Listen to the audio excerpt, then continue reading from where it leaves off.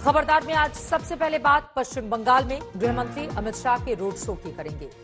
इस mega road show में जिस तरह की तस्वीर देखी गई है, जिस तरह से भीड़ दिखी, उसमें सवाल यह है कि क्या ये बंगाल में परिवर्तन का ट्रेलर है, क्योंकि खुद अमित शाह का दावा है कि उन्होंने ऐसा रोड शो पहले कभी नहीं देखा। ये हमारा विश्लेषण नंबर 1 रहने वाला है। इसके बाद हम आपको अमित शाह की उन 5 रणनीतियों के बारे में बताने जा रहे हैं जिसमें ममता बनर्जी उलझ गई हैं और शाह की इन्हीं रणनीतियों से ममता बनर्जी के लिए आने वाले 5 महीने अग्नि परीक्षा जैसे होंगे, क्योंकि इसी में उन्हें अपनी पार्टी भी बचानी है और 10 साल की सत्ता भी बचानी है। लेकिन बंगाल के सियासी टकराव के बीच एक अंतहीन टकराव दिल्ली बॉर्डर पर भी चल रहा है। पश्चिम बंगाल से जब निकलेंगे तो दिल्ली लेकर आएंगे आपको, जहां पर किसान आंदोलन को 25 दिन बीत चुके हैं और अब इस टकराव का नया राउंड शुरू होने वाला है, क्योंकि किसानों ने भूख हड़ताल का ऐलान करके आंदोलन तेज करने का फैसला कर लिया है। लेकिन सरकार को उम्मीद है कि 1-2 दिन में बात बन जाएगी। कृषि मंत्री किसानों से बात कर रहे हैं और प्रदर्शन जल्द ही खत्म हो जाएगा। उधर किसान आंदोलन पर टकराव में आज प्रधानमंत्री नरेंद्र मोदी ने गुरुद्वारे जाकर बड़ा संदेश दिया है। आज हम आपको इस संदेश के बारे में भी विस्तार से बताएंगे। लेकिन सबसे पहले बात पश्चिम बंगाल के गृह मंत्री अमित शाह के दौरे की। क्या 10 साल के बाद ममता बनर्जी से बंगाल का मोह भंग हो रहा है? हम आपको 2 अलग अलग तस्वीरें दिखाते हैं। एक तस्वीर मई 2011 की है, जब बंगाल में 34 साल के बाद परिवर्तन आया था। ममता बनर्जी ने कम्युनिस्टों का किला ढहा दिया था। जबकि एक तस्वीर आज की है, जब उन्हीं के गढ़ में भारतीय जनता पार्टी, आप देख पा रहे हैं किस तरह से भारी भीड़ के बीच उत्साह में है। गृह मंत्री अमित शाह के मेगा रोड शो में काफी भीड़ देखी गई। सवाल यह है कि क्या ये वाकई में बंगाल में 10 साल के बाद फिर से परिवर्तन का संकेत है? अमित शाह का रोड शो जिस बोलपुर में हुआ वो ममता बनर्जी की पार्टी टीएमसी का गढ़ माना जाता है, लेकिन बीजेपी का दावा है कि उसने ममता के इस गढ़ को ध्वस्त कर दिया है और यह आने वाले विधानसभा चुनावों में भी साफ साफ दिख जाएगा। ये रिपोर्ट देखिए।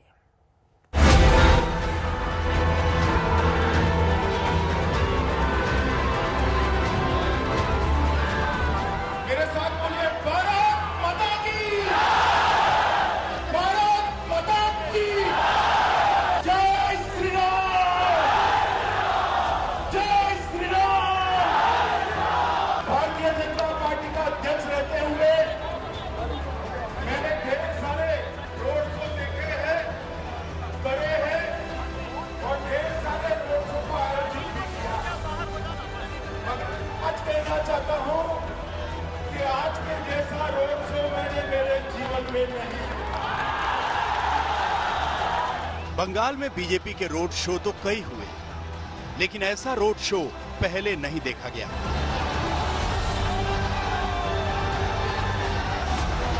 इस तरह की भीड़ पहली बार देखी गई। भीड़ का ऐसा जोश पहली बार दिखा।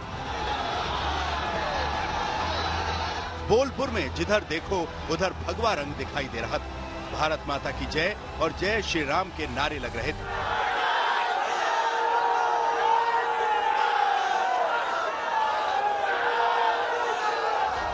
ऐसी भीड़ देखकर नारे लगाने से अमित शाह खुद को भी नहीं रोक पाए।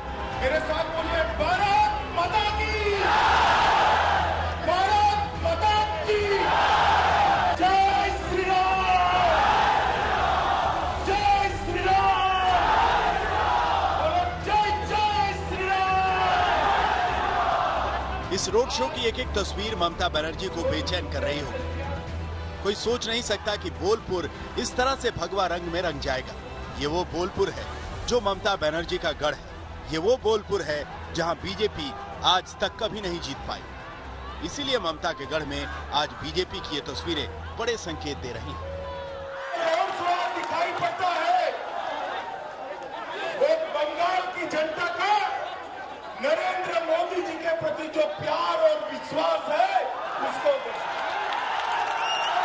बंगाल की जनता का जो ममता दीदी के प्रति गुस्सा है उसको दिखाता और मालूम पड़ता है कि बंगाल की जनता तय कर बैठी है, दीदी चुनाव के मैदान में आ जाओ, इस बार बारी कमल की है।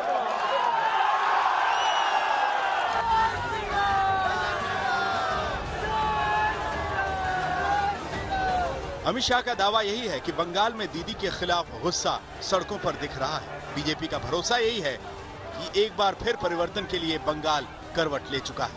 ममता बनर्जी के खिलाफ माहौल बनाने में बीजेपी ने पूरी ताकत झोंक दी।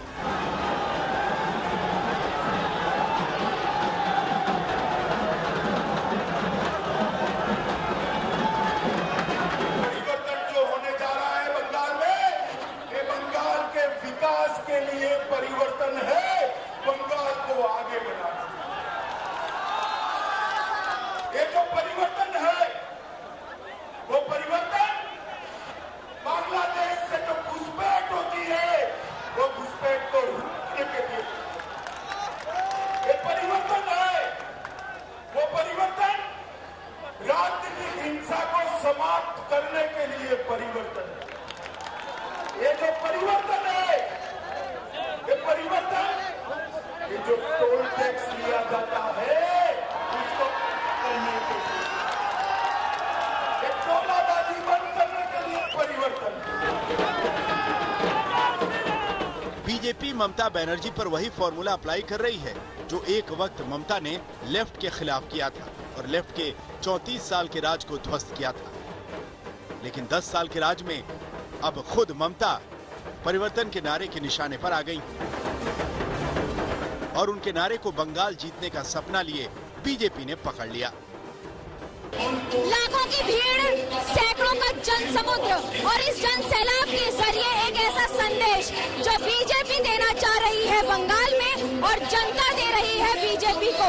गृह मंत्री अमित शाह की रैली में न सिर्फ लाखों की भीड़ उमड़ी बल्कि एक ऐसा संदेश भी दिया गया कि जनता का ये समावेश आने वाले दिनों में हो सकता है परिवर्तन की लहर हो। बीरभूम की सड़कों पर इस तरह का नजारा कभी कभी देखा जाता है और इस बार कई गुना बड़ा संदेश देकर जा रहा है।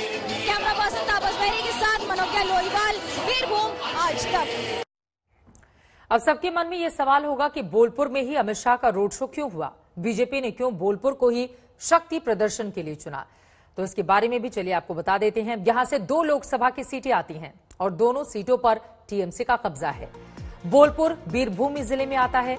बीरभूम में 11 विधानसभा की सीटें हैं।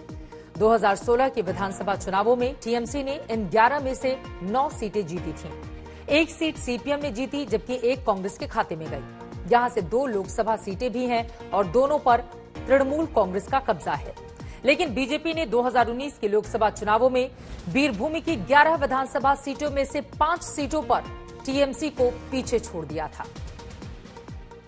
बीजेपी की रणनीति यह है कि ऐसी जगहों पर बड़े नेताओं के दौरे किए जाएं जहां पर कभी टीएमसी बहुत मजबूत थी। लेकिन 2019 के लोकसभा चुनाव में इन जगहों पर बीजेपी ने टीएमसी को अच्छी खासी टक्कर दी थी। बीजेपी को लगता है कि अगर इन इलाकों में पूरा जोर लगा दिया जाए तो ममता बनर्जी को हराया जा सकता है। वैसे बीजेपी ने चुनाव से 5 महीने पहले ही ममता बनर्जी को अपने बड़े गेम प्लान में उलझा दिया है। बीजेपी जहां हाई पिच प्रचार से बंगाल में अपने लिए माहौल बना रही है तो ममता के मजबूत इलाकों में जाकर उन्हें ललकार रही है। इसके अलावा बीजेपी दीदी की टीम में तोड़फोड़ करके भी उन्हें कमजोर करने की कोशिश में है, क्योंकि जो ममता बनर्जी के खास नेता रहे हैं वो अब बीजेपी के पास जा रहे हैं। बीजेपी ने संस्कृति वाली सियासत से ममता बनर्जी की उन हमलों का भी तोड़ निकाल लिया है जिसमें ममता दीदी बीजेपी और उनके नेताओं को आउटसाइडर कहती रही हैं। इसके अलावा बीजेपी अपने प्रचार में अब बार बार यही बोल रही है कि बंगाल ने कांग्रेस, लेफ्ट और ममता बनर्जी को परख कर देख लिया है और इसीलिए एक बार उन्हें भी मौका मिलना चाहिए। मेरे साथ दोनों हाथ उठाइए, इधर के विश्वास की मुट्ठी पीछे और प्रचंड आवाज से बोलिए भारत माता की।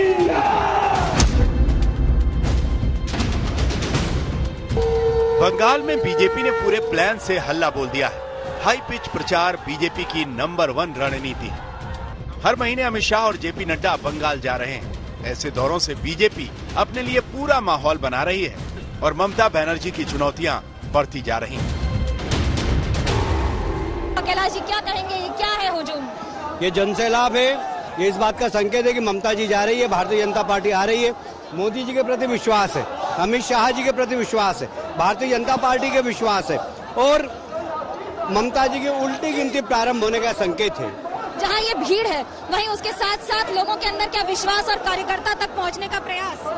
देखिए, ये जो जनसैलाब है, ये जो जोश है, ये जो उत्साह है और ये जो गुस्सा है ममता जी के खिलाफ, ये एक दिन का नहीं है, ये 9 साल के शोषण का है।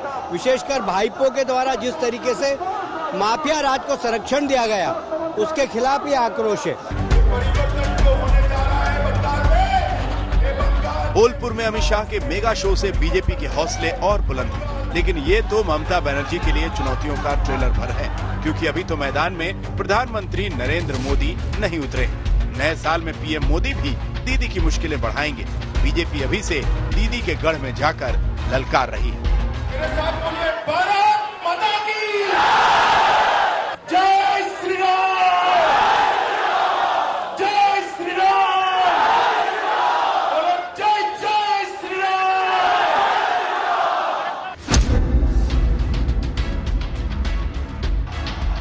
बीजेपी ने पूरी ताकत उन इलाकों में लगाई है जहां टीएमसी बहुत ज्यादा ताकतवर है। फिर चाहे बीरभूम में अमित शाह का आज का दौरा हो या फिर ममता और उनके भतीजे की सीट पर जेपी नड्डा का पिछला दौरा हो, ममता के इन्हीं गढ़ों में सेंध लगाने में बीजेपी ने पूरा जोर लगाया है।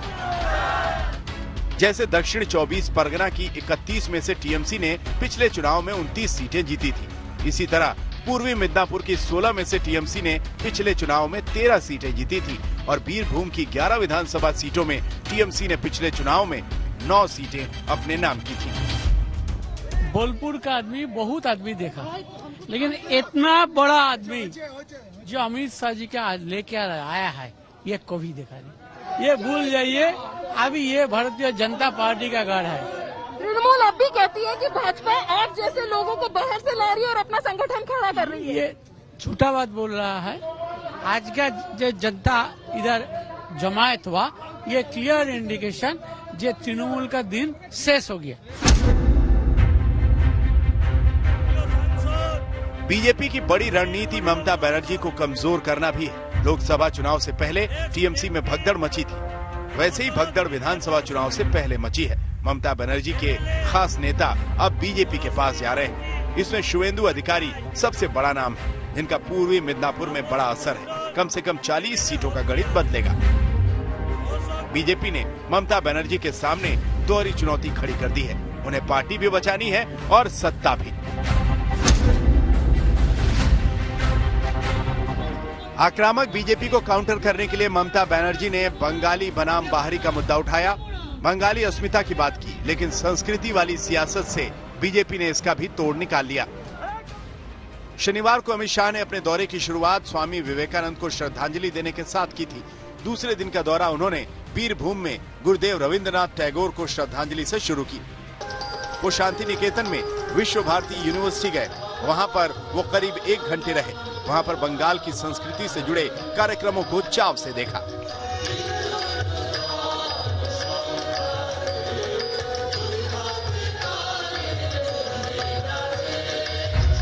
शाह ने बंगाल दौरे से पहले मिदनापुर में किसान के घर खाना खाया, तो दूसरे दिन बीरभूम में बंगाल के एक लोक गायक के घर खाना खाने पहुंचे। ये सब दीदी की सियासत की काट के लिए बड़ा संदेश देने वाली तस्वीरें हैं।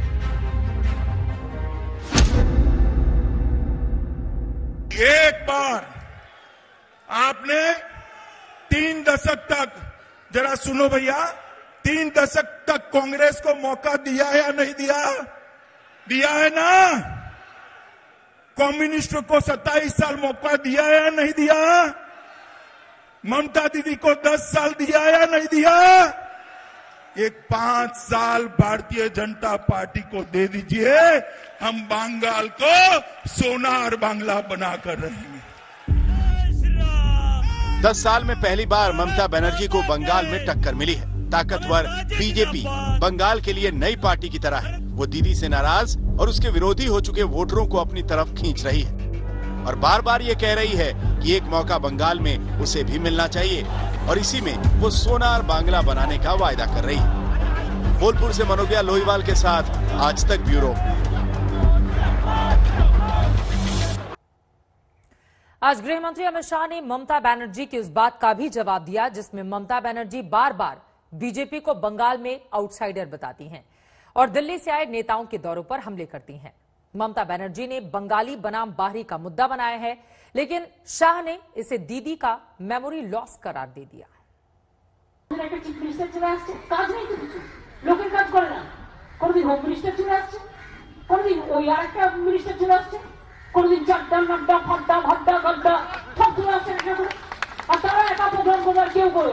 আর যেদিন তারা প্রোগ্রাম করবে লোক যদি না আসে তাহলে নিজে সাজিয়ে রাখবে যাতে নতুনকি করে ন্যাশনাল নিউজে ভালো করে দেখায় দেখো আমায় মেরেছে। আরে তোমার পেছনে 50 টাকাই কেন যায়? राष्ट्रीय दलों की संकल्पना शायद उनकी मेमोरी लॉस हो गई। वो खुद राष्ट्रीय दल का मेंबर रही और आप इस प्रकार के देश की कल्पना ममता दीदी आप चाहती हैं जहां एक राज्य के व्यक्ति दूसरे राज्य में ना आ जाए? इस प्रकार का देश चाहते हैं? इतनी कंजर्वेटिव सोच बंगाल के अंदर नहीं स्वीकार होगी दीदी, आप कितना भी हो हल्ला करो। बंगाल खुले मन के लोगों का प्रदेश है, संकीर्ण लोगों का प्रदेश नहीं है। अब बात करेंगे हम किसान आंदोलन की। किसान आंदोलन खत्म होने के कोई आसार नहीं दिखाई दे रहे। दिल्ली बॉर्डर पर किसानों का विरोध प्रदर्शन 25वें दिन भी जारी रहा और आज किसान संगठनों ने आंदोलन को और तेज करने का ऐलान कर दिया है। कृषि मंत्री की चिट्ठी के जवाब में किसान संगठनों ने प्रधानमंत्री और कृषि मंत्री के नाम चिट्ठी लिखी है। सरकार लगातार ये कहती रही है कि विपक्ष किसानों को गुमराह कर रहा है, लेकिन इन आरोपों पर किसान संगठनों ने नाराजगी जताई है। विरोधाभास यह है कि किसान जहां आंदोलन तेज करने की बात कर रहे हैं, वहीं गृह मंत्री अमित शाह ने कहा है कि कृषि मंत्री किसानों से बात कर रहे हैं और जल्द ही विवाद को सुलझा लिया जाएगा। लेकिन किसान कह रहे हैं कि वो कल से भूख हड़ताल करेंगे। पहले आप देखिए कि आज कोलकाता में किसान आंदोलन पर गृह मंत्री अमित शाह की ओर से क्या कुछ कहा गया। मैं 2 दिन से आया हूं, मगर कुछ तय हुआ है वहां पर। नरेंद्र सिंह जी के साथ बातचीत का कोई समय तय हुआ है, कल या परसों का, मुझे एग्जैक्ट जानकारी नहीं। ਅਸੀਂ ਜਿੰਨੀ ਦੇਰ ਤੱਕ ਇਸ ਮਸਲੇ ਦਾ ਹੱਲ ਨਹੀਂ ਨਿਕਲਦਾ, ਇਹ ਕਾਨੂੰਨ ਜਿਹੜੇ ਹੈਗੇ ਰਿਪੀਲ नहीं ਹੁੰਦੇ, ਉਨੀ देर तक ਇੱਥੇ ਆਈ ਡਟੇ रवांगे। दिल्ली में गिरते पारे के बीच किसान नेता पिछले 25 दिन से सड़क पर आंदोलन की लौ जलाए हुए हैं। गिरता तापमान और दिल्ली की सर्दी अब तक इनके हौसले पस्त नहीं कर पाई है। आज किसानों ने अपने उन भाइयों को याद किया जो कृषि कानून को वापस लेने की इस जंग में जान गंवा चुके हैं। दिल्ली के आंदोलन स्थलों के साथ साथ देश में अलग अलग जगहों पर श्रद्धांजलि सभाओं का आयोजन हुआ।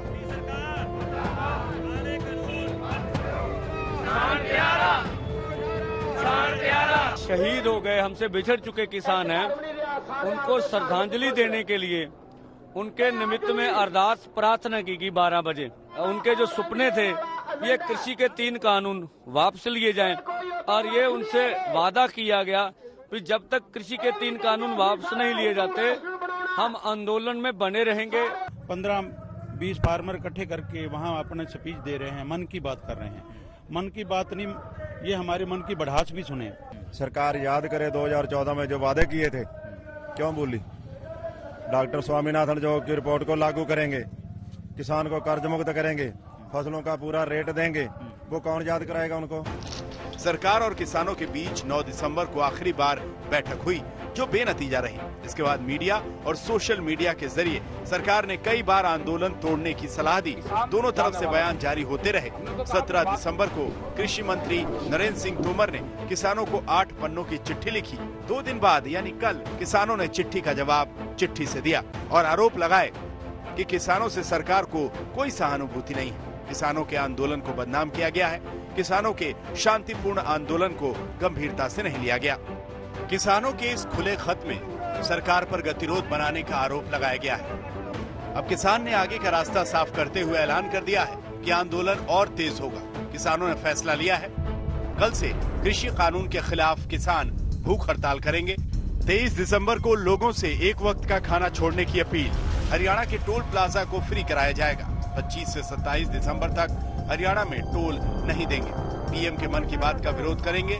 लोगों से भी पीएम के मन की बात का विरोध करने की अपील। एनडीए सांसदों और विधायकों से समर्थन मांगा जाएगा। एनडीए के नेताओं से समर्थन न मिलने पर उनके खिलाफ प्रदर्शन और प्रचार किया जाएगा। 24 घंटे का रिले हंगर स्ट्राइक, क्रमिक अनशन जिसको बोलते हैं, 8 घंटे का नहीं, 24 घंटे का रिले हंगर स्ट्राइक जितनी भी साइट्स हैं सब पे शुरू होगा। और हम देश भर में इस आंदोलन के पक्ष में जहां पे भी धरने चल रहे हैं, बहुत जगह पे धरने चल रहे हैं, सबसे अपील करते हैं कि 24 घंटे का रिले हंगर स्ट्राइक कल से यहाँ पे शुरू करें। उधर बीजेपी ने किसान कानूनों के समर्थन में अपनी मुहिम को रफ्तार दे दी है। पार्टी के सांसद अपने इलाके में घूम रहे हैं और लोगों को समझा रहे हैं। जिन्हें विकास अच्छा नहीं लगता वे गुमराह करने का कार्य कर रहे हैं। उन्होंने किसान भाइयों को गुमराह करना प्रारंभ कर दिया है और गुमराह करने के लिए तमाम प्रकार का भ्रम पैदा करना, एक झूठ को बार बार बोलना, जिनको जनता नकार चुकी है वे लोग आज गुमराह करके देश के अंदर माहौल खराब करने का प्रयास करना चाहते हैं। हालांकि गृह मंत्री अमित शाह ने आज तक से खास बातचीत में किसानों को मनाने और गतिरोध टूटने की तरफ इशारा किया है। ऐसे में माना जा रहा है कि सरकार किसानों से फिर से बात कर सकती है। अब देखने वाली बात होगी कि बात कैसे बनती है और किसानों का आंदोलन कितने दिन चलता है। सरकार लगातार किसानों को संदेश पर संदेश देते जा रही है, लेकिन किसान है कि बिना खेती के बिल कानून को खत्म किए बिना वह मानने को तैयार नहीं है। यही वजह है कि डेडलॉक की स्थिति अभी भी कायम है। कैमरामैन आलोक दास के साथ राम किंकर सिंह, दिल्ली आज तक। आंदोलनकारियों को मनाने के लिए सरकार ने कोशिशें तो बहुत की हैं, सरकार ने कदम भी बढ़ाए, लेकिन आंदोलनकारी संगठन कानून वापस लेने की मांग पर अड़े हुए हैं और सरकार ये बोल रही है कि किसानों की जो भी चिंताएं हैं उन्हें दूर किया जाएगा, लेकिन कानून वापस लेने की मांग सही नहीं है और इसी में 25 दिन से टकराव चल रहा है। लेकिन इस टकराव के बीच आज प्रधानमंत्री नरेंद्र मोदी ने किसान आंदोलन पर एक गहरा संदेश दिया है। उन्होंने दिल्ली में गुरुद्वारा रकाबगंज साहिब का अचानक दौरा किया और यहां अपना सर्वोच्च बलिदान देने वाले गुरु तेग बहादुर को श्रद्धांजलि दी। किसान आंदोलन में अधिकतर पंजाब के सिख किसान हैं, तो ये माना जा रहा है कि पीएम का ये संदेश उन्हीं के लिए है। श्री वाहेगुरु वाहेगुरु बोल खालसा, तेरा हीरा जन्म अनमोल खालसा। श्री वाहेगुरु वाहेगुरु वाहेगुरु, श्री वाहेगुरु वाहेगुरु बोल खालसा, तेरा हीरा जन्म अनमोल खालसा, तेरा हीरा। पीएम मोदी अचानक दिल्ली के गुरुद्वारा रकाबगंज साहिब के प्रांगण में जब पहुंचे तो लोग चौंक गए। जन्म अनमोल खालसा, तेरा हीरा जन्म अनमोल खालसा। न गाड़ियों का लंबा चौड़ा काफिला था, न सुरक्षा का तामझाम, न ही कोई ट्रैफिक डायवर्जन।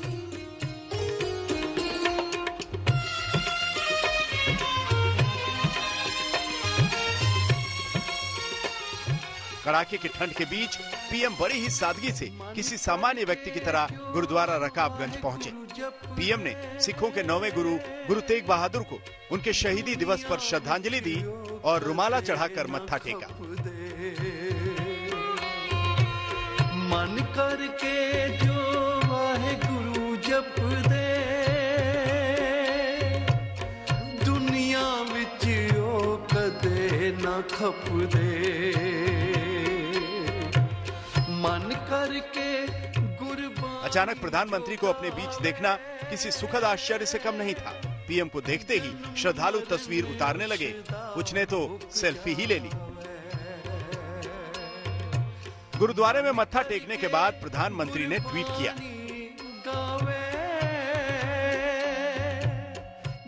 आज सुबह मैंने ऐतिहासिक गुरुद्वारा रकाबगंज साहिब में प्रार्थना की, जहां श्री गुरु तेग बहादुर जी के पवित्र शरीर का अंतिम संस्कार किया गया था। मैं बेहद खुश महसूस कर रहा हूँ। दुनिया के लाखों लोगों की तरह मैं भी श्री गुरु तेग बहादुर जी की करुणा से प्रभावित और प्रेरित हूँ।